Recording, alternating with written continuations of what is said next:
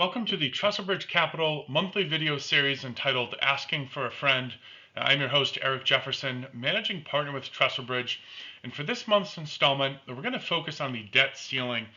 This is a topic that has been in the headlines, particularly as of late. We saw House Speaker Kevin McCarthy recently pass a bill in the House offering to raise the debt ceiling. That has translated to a lot of talk around government shutdowns, potential defaults, and given the potential ramifications on risk assets, I want to spend a couple minutes providing some context, what it is, how it works, and ultimately how we think it may play out. Now, before we get started, have a few quick words from our legal team.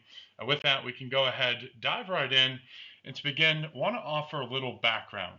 The debt ceiling first established over a century ago, back in 1917, and it in essence limits the amount of debt that the US government is allowed to incur. The purpose of establishing this is to provide Congress versus the executive branch the ability to control the level of US debt. How it works: once the debt ceiling is reached, government is now no longer able to borrow any more money to meet its obligations. Those obligations are payments to federal employees. Those are payments on its debt service or the yield on treasury bonds that it has issued in order to fund their operations. Now, since its launch over a century ago, we've seen the debt ceiling be raised numerous times under both political parties. However, as of late, that process has become slightly more challenging, typically after protracted negotiations and some political maneuvering. We've seen this really come to light in 2011, where the standoff took several weeks to ultimately be resolved. That in turn led to a downgrade in the country's credit rating, as well as a great deal of market volatility. So the importance is obviously giving us the ability not only to continue to fund our operations, but also in order to fund and meet our payments that we have already made via the terms of Treasury bonds. Now, I want to focus on a few key dates here. January 19th, so earlier this year, we actually reached the debt ceiling. At that point, U.S. government was no longer allowed to borrow money to meet its existing obligations, and as a result, we resorted to extraordinary measures. That, in essence, means we prioritized payments on our debt and delayed less crucial payments, things like contributions to federal pension funds. April 19th, again, our line of credit is cut off. However, government becomes flush with cash as tax payments are due, and that obviously extends the period it is able to fund its obligations. However, just yesterday, we heard from Treasury Secretary Janet Yellen, who suggested extraordinary measures may run out next month.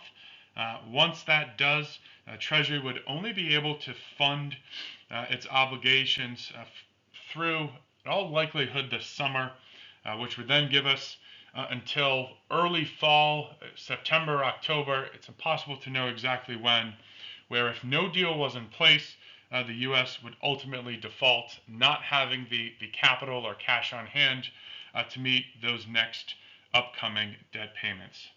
Now, while there's been a great deal of gamesmanship in getting this passed, particularly as of late, keep in mind both political parties well aware of the catastrophic impacts if a deal is not done.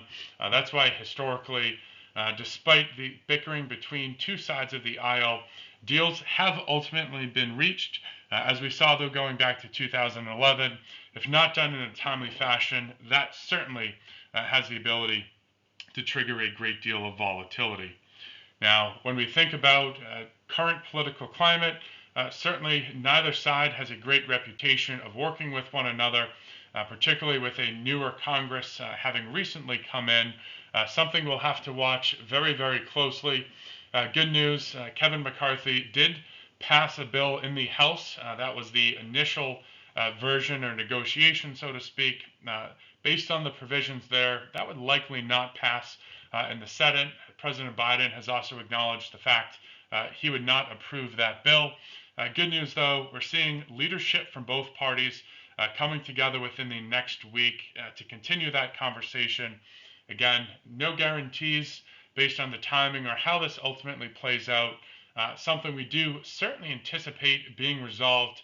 I think just like anything, devil is in the details, and the longer that this takes, the more potential that it has to wreak havoc on capital markets.